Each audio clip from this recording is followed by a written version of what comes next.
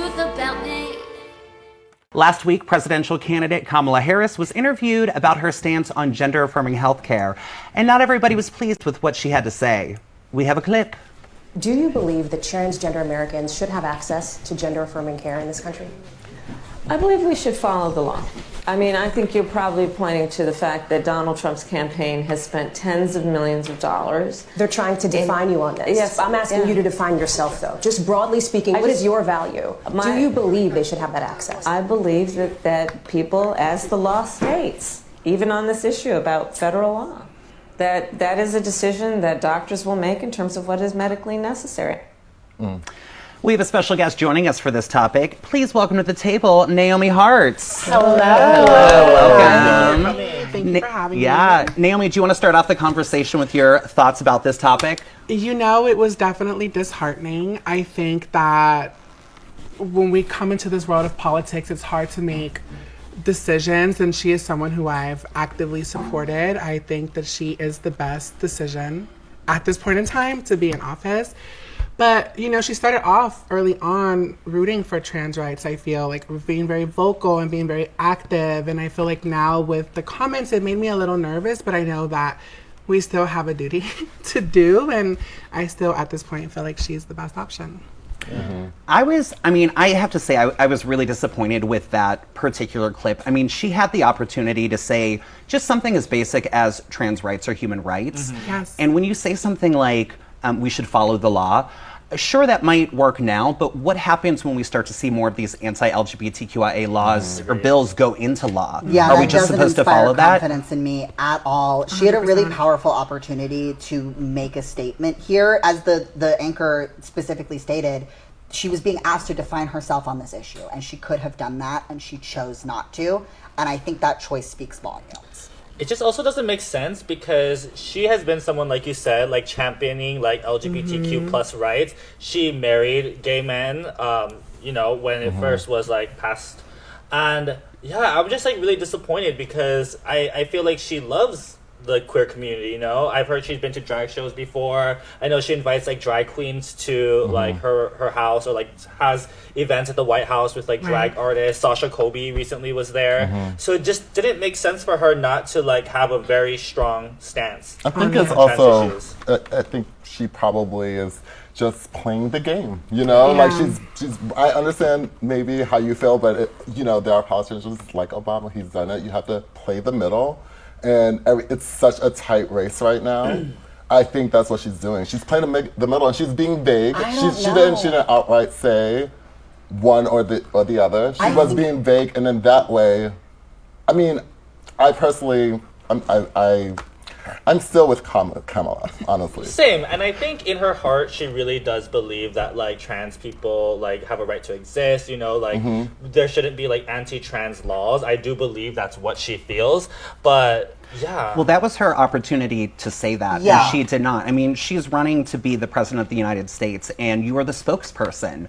And to me, it was quite disappointing. I think this could lose her more votes than it gains her by playing the game. Exactly, courting the the centrist and courting, you know, folks like the Cheneys. It's just, it's a turnoff for me. And, you know, also we talked about recently the DNC. This was the first time a trans person was not invited to speak. So there's been very little trans visibility on this campaign, and it's concerning for me. It makes me worry that she's moving farther and farther to the right, and we can call it playing the game, but I think there is also a game of appealing to the progressive voter base like she did in her previous campaign.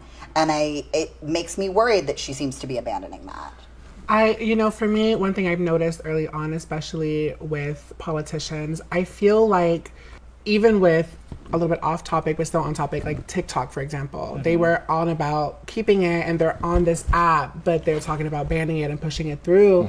I feel like it's very similar with this whole trans situation where she is trying to, like you said, play the game, but at the same time, it's difficult because it's true. There's people who are trans who are heartbroken seeing that, and who, you know, I was championing You know what I mean? Right, absolutely, yeah. Yeah, I get it. Yeah, I was really actively supporting her because I believe in the vision. I think that no politician is great, but I also feel that she could have said, you know what, trans rights are human rights, and we need to speak up for that. No, absolutely, yeah. Yeah, hard to please everyone, I think, right? Yeah, I don't know. I think it wouldn't have cost her much to actually speak up and say something. We'll see. Thank you, Naomi, for joining us at the table. We hope this conversation shed some light for you, Politicuties. Now let's go to Hen for the headlines. Sorry about that. Thank you. Comedian Tony about Puerto Rico at a Trump rally in New York, of all places. Believe it or not, people, I welcome migrants to the United States of America with open arms. And by open arms, I mean like this. Like, I don't know if you guys know this, but there's literally a floating island of garbage in the middle of the ocean right now. Yeah. I think it's called Puerto Rico. The only thing funny about this situation is watching his career fail as hard as his hairline. One good thing came out of it, though. You got my Puerto Rican brothers and sisters coming to the polls in droves. Se tu quer ver o mar azul, tu nunca viu o mar vermelho, né, Mara? O mar é azul. Tu quer ver o mar azul, tu encosta na avenida. This past week, former President Barack Obama campaigned at a rally in Detroit along with famous candy-inspired rapper Eminem. Looks like the real Slim Shady did in fact stand up. MAGA voters then took to social media declaring Eminem's supposed lack of struggles in life. I mean, they're not wrong. He did receive a small loan of $1 million from his daddy. Oh wait.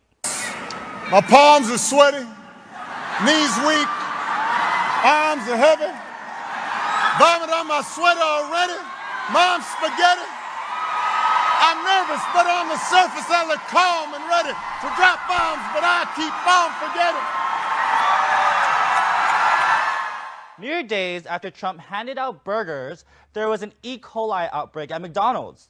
I'm not saying Trump was responsible, but just like the insurrection indictments, his tiny hands aren't so clean. Woo!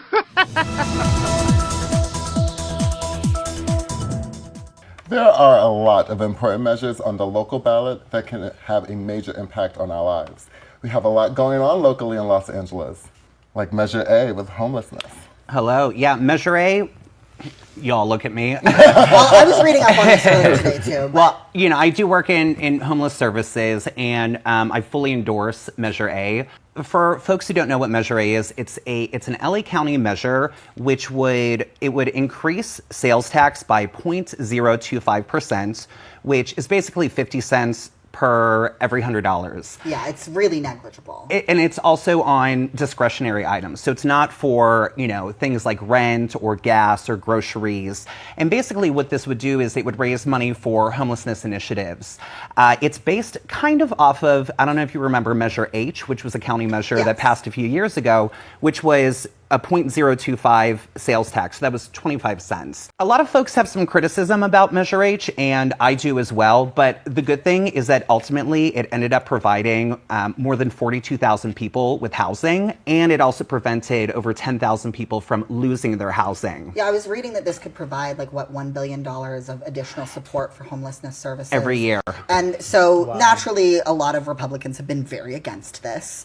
I've been just even on there was an Uber drive over where we were the Uber driver was listening to very conservative talk radio, and one of the discussion points was Measure A, and specifically the tax angle, because that's always the boogeyman, right? Is, oh, they're going to raise our taxes. Totally. When it's such a negligible amount ultimately, and it provides really essential services. And what I think a lot of people lose in this conversation is, to these Republicans who are so upset about a quarter of a penny an increase in taxes, in their minds, they're just temporary disgraced billionaires.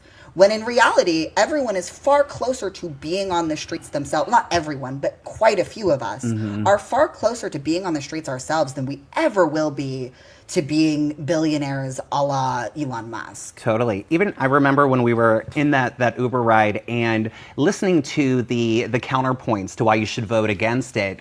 It was so funny, you know, they were basically saying they're going to double this tax, which that sounds really awful, but double it from a quarter of a penny to half a penny. Yeah.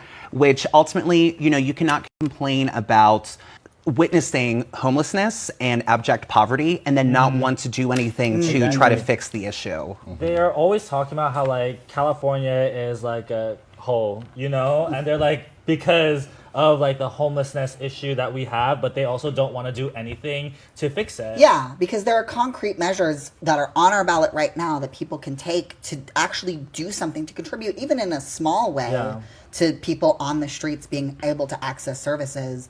And you can't, like maybe said, like you said, you can't complain about it and then not want to do anything at all to assist. Yeah. So on that note, do y'all know anything about Proposition 33, which is a statewide proposition? I've been reading up about it as well. I think it largely has to do with just appending an existing proposition or an existing law and making it so that states can no longer put limits on what cities or counties can instate in terms of rent control. And so it's like it's pretty much just adding like a sentence to a pre-existing law. And I'm sure all of y'all have seen this as well. The billions of dollars of an ad campaign against this proposition. I've been getting nonstop on Prop 33 advertising. It seems inescapable. Totally, and those are all, landlords and property development agencies. As you were saying, what 33 really does is it allows for more rent control statewide. The bill that you were talking about that is going to be overturned if Prop 33 is passed. It's called Costa-Hawkins, and it was passed in 1995. And basically what Costa-Hawkins did was it made it illegal for any sort of municipality or county to enact rent control on buildings built after 1995. That's almost 30 years, So if we want to tackle the housing crisis, it's not only about building more housing, but it's also about keeping rent more affordable for the everyday folks. So how do y'all feel about the LA Times not endorsing a presidential? I really don't feel any way about it. I feel like it's totally fine that like a media outlet isn't endorsing a candidate. But I do think when they're not necessarily talking about the things that are happening with the candidates in particular, that's where I'm just like, okay, so which is it in terms of, because in that way you are endorsing, you're making an endorsement when you're not reporting what's actually happening. So it's the first time that they didn't endorse in quite a number of years or ever. Well, it's also under new ownership. Yes. My thing is like I would have a lot of respect for this move if it was coming from the stance of, neither candidate is perfect or is ideal in these specific ways, specifically from the angle of the genocide in Gaza right now. If that was the stance being taken, I think that would be very powerful. But from everything I've read about it, I don't think that's where this is coming from at all. Yeah, it's frustrating how like the media, I feel like in like 2016 to 2020, everyone was reporting on like why Trump shouldn't be in office, why he's awful. And I feel like after that, we kind of just like let up on him. And, I feel like the media is being a little bit nicer and kinder to him. But in reality, he is a threat to our democracy and he's a threat to our country. And I don't know. I know a lot of people are like unsubscribing to the LA Times because of this, and I don't know how helpful that is because like it's like these billionaires, like you said, new ownership owning these like newspaper and media outlets, and really it's going to affect like the journalists and people reporting. Oh, absolutely. Yeah, so totally. And I agree with what you said, Swade. If this was something that was consistent, personally, I don't know if I like the idea of mass media making political endorsements. But it is very interesting that this is the first time that they haven't endorsed for presidential candidates. And on top of it, they still have made endorsements for, down ballot offices. Exactly. So I don't know, it just is, it kind of reads gross to me. But, again, if you cancel your subscription, that's really not going to impact the billionaire owner. As you mentioned, it's going to impact the journalists. And I think it's also like a Billionaires Boys Club also going on. Yeah. It's not just the LA Times that didn't do it. Washington Post. Who's I think is owned by Bezos. Bezos. Yeah, and the New York Times as well. Yeah. I believe so. The New York Times actually did a whole thing on why Trump is not the person to vote. Like they actually said, like believe him on all the things that he said he would do. Like believe him. It's not just talk. And also, I think something to also recognize is that the editorial boards that make these endorsements are not necessarily the journalists that are, reporting on the facts. Exactly. What is decided on local measures can change lives. Here to talk more about local elections with Maybe a Girl is Mike Van Gorder, running for Burbank City Council. And after the interview, it's time for audience questions, so get those in now. Mike, thank you so much for joining us on Last Week Was a Drag. Do you want to introduce yourself to the audience and let us know, how are you feeling right now? The election is a week away and you're on the ballot. On the ballot, yeah. Thank you very much for having me. I'm Mike Van Gorder. I'm running for Burbank City Council. I feel anxious. We are at the point where people are voting, and it's spicy. We've knocked on 14,000 doors. I've personally knocked on 3,000 doors, but at this point, we've done as much as can be done. You've done the work, yeah. We've done that's so much work. As a former candidate myself, I know that last week leading up to the election, you feel like, oh, there's got to be more I need to be doing, but you've put in the work. Yeah, because you're in that sustained state of activity for so long. To get to that point where you're about to let go, it's so hard. What sort of changes do you want to see in your community? So I'm running to create the kind of housing that one day my little girls can move into when they want to be independent, when they're old enough to move out. I want them to have a place, to have options in Burbank. And I'm running because our generation needs the next crop of leaders. We need people who are living with this economy right now, these economic conditions that we're dealing with. You talk to any millennial homeowner, at some point they'll use the word lucky. My wife and I were very, very lucky to have bought our home in Burbank in 2022, but as soon as we moved in, she got laid off. She was 7 months pregnant. It was terrifying.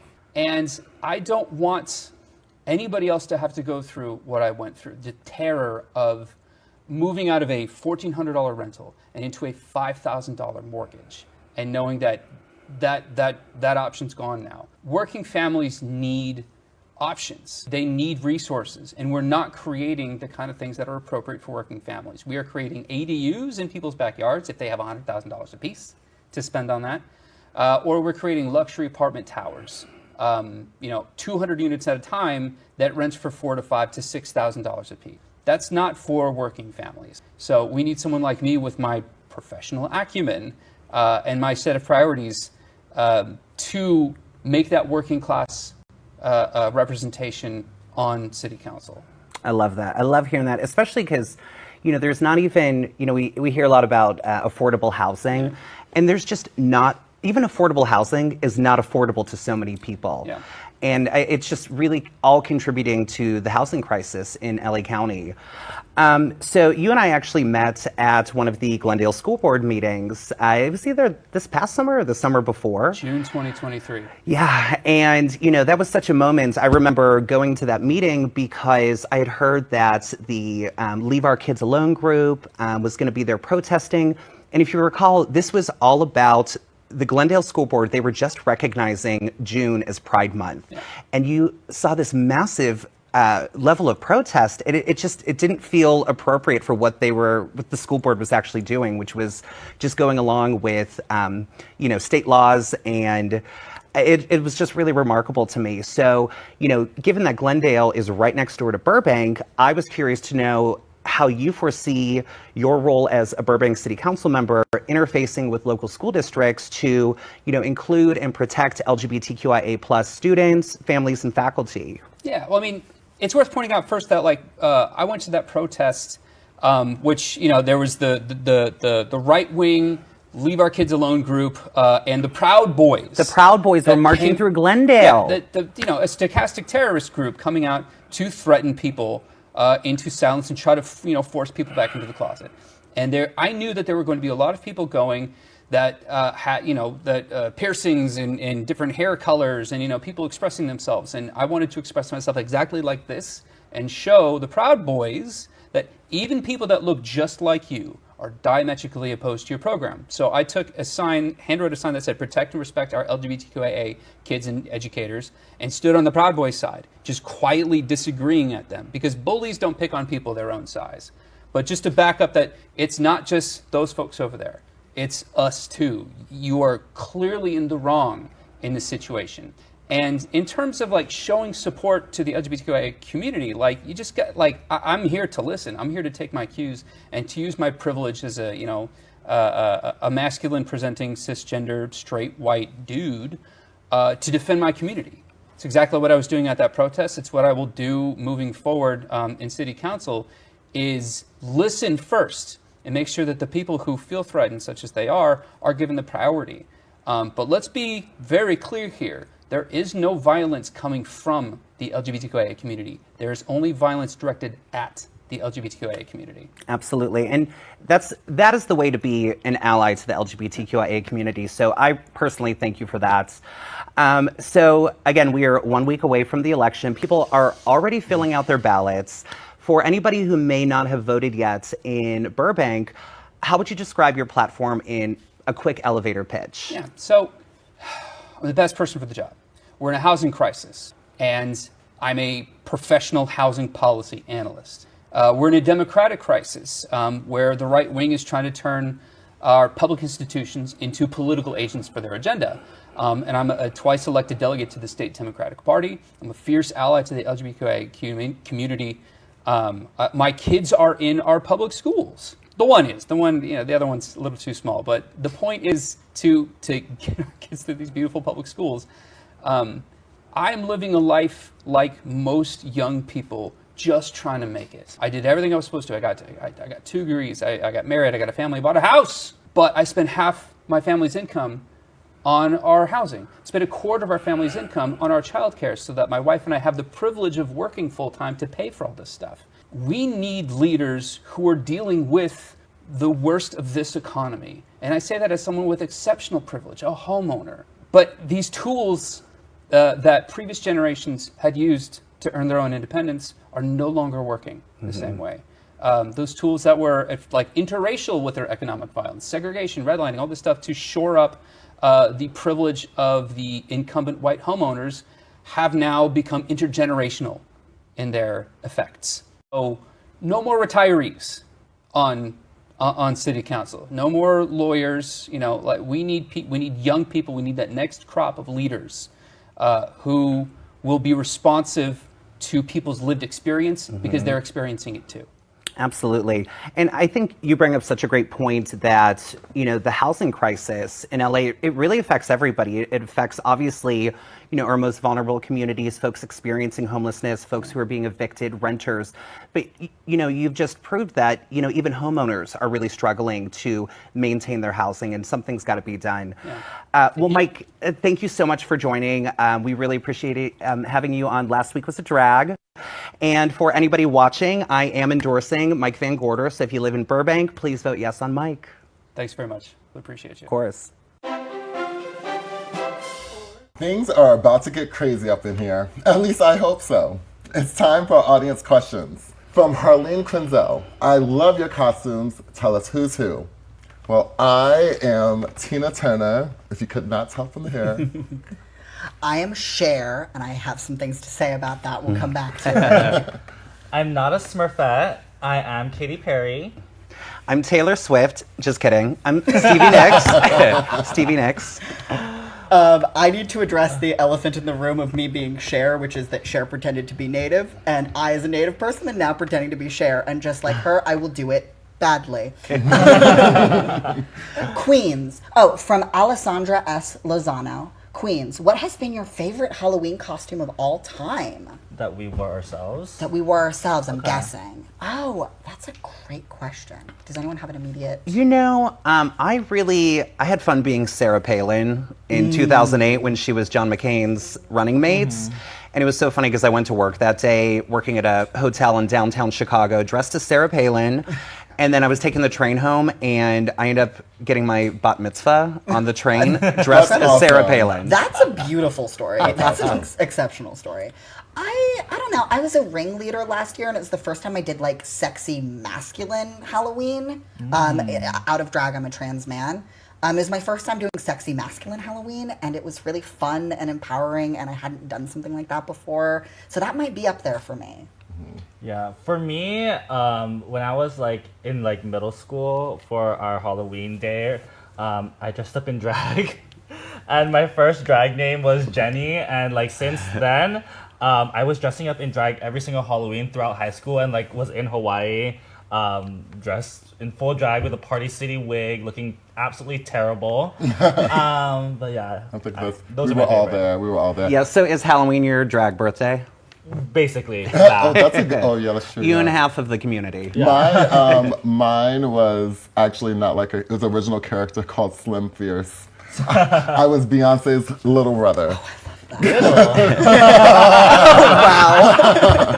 Tiny in a waist. Okay. From Betsy Carlson, who do you think will win on Tuesday? I think Kamala's gonna win.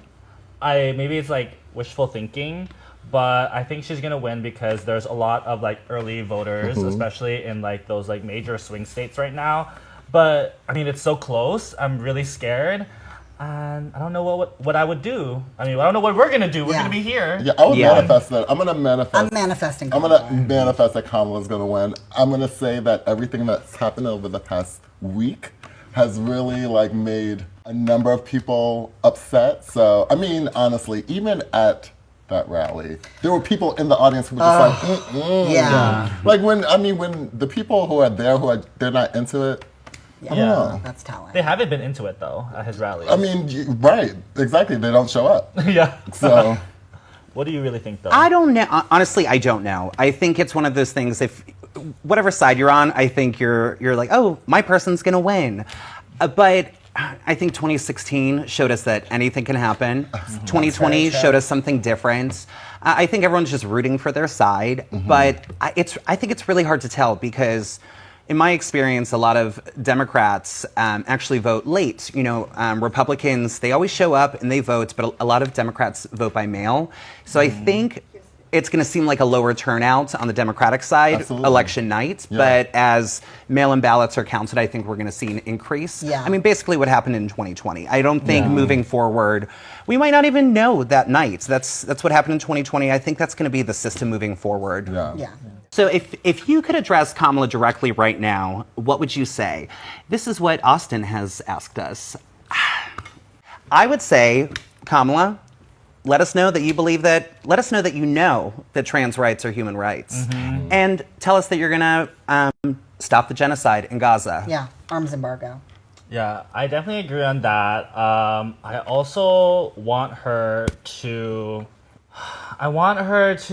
just be real with us. Stop trying to play both sides. Like, we know that you're a progressive person, or more like center left, but just stop trying to pander to the people on the right because they're not the ones that are voting for you. We are. So you need to listen to what we have to say. And this is from someone who, you know, I love Kamala. I've done a Kamala number. You know, I've been supporting her ever since 2020. And, you know, I'm disappointed over again with, you know, recent things that she's been saying, but I'm still here to support her and I want her to listen to us. And yeah. And then from Betsy Carlson, if Kamala doesn't win, what can we do?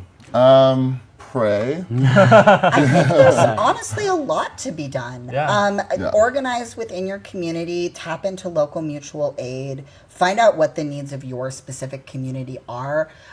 The world isn't over if Trump wins again. I know it's so scary and it feels terrifying right now, but we have organized under worse. There is more that can be done. It's not an over game if Trump gets elected. We've organized under worse? We have. Trump? Reagan. Is Reagan worse than Trump? You know what? Maybe qualifying worse debate, isn't for sure. necessary. Qualifying worse is probably not necessary. He was terrible, though. Yeah. You're right, he was. I don't think it's necessary to qualify what's worse or what's better, but we've organized under difficult conditions. Right, before. absolutely. Yeah, and I think that, you know, if I had to say there was one silver lining of Trump's first presidency, it was that it really got people involved and it really made people show up and speak up and want to take action. Yeah, and I think we might see that again. And I hope we see it either way. Yeah. Well, that's all the questions from the audience. But I have one question for you, sisters. Are you watching the World Series? Do you care? And is Shohei Ohtani's relationship with his dog not the cutest? Yes, it is actually. That hard cutest. That is so cute. I have 2 fur babies myself. And yes, I think the relationship between a person and their fur baby it's a real thing. That, like, That's his child. Yeah, it's very sweet. Yes. I will say I went to his Instagram page to try and find pictures of him and his dog, and it was just there were no dog photos, just a very handsome man, and I wasn't that upset about the handsome man, but like he's really good looking. Well, yeah, the dog but is him cute. and his dog are so cute. Absolutely. Do you think his dog is fake, like a prop? No, If there's no pictures. I don't want to think so. Right. I mean, listen, I don't really care about the World Series, but I do like that there is a New York team and a former New York team. So it's all one for me. I'm always here for the hometown pride. You know, if it was going to be anybody, I'm excited that it's the Dodgers. I actually surprisingly did watch. I almost said the first episode. I did watch the first episode of the World Series, or at least the first couple of, I almost said rounds, innings, and then the last couple of innings. I mean, I did see the Grand Slam. It was really exciting, and I could see why people enjoy that kind of thing. But I'm excited. I think they're going to have it. I think they're going to win. Yeah. I see you've got some Dodgers pride with his hair. Yeah, she does. She does. I love the Dodgers and I love sports. What a fun night. Thank you, Politic Cuties, for all those questions. Keep the comments coming all week. We can't encourage you enough to vote, like your lives depend on it, because they do. And join us next Tuesday for a special extended episode of Last Week Was a Drag. We'll be doing election coverage. Happy Halloween!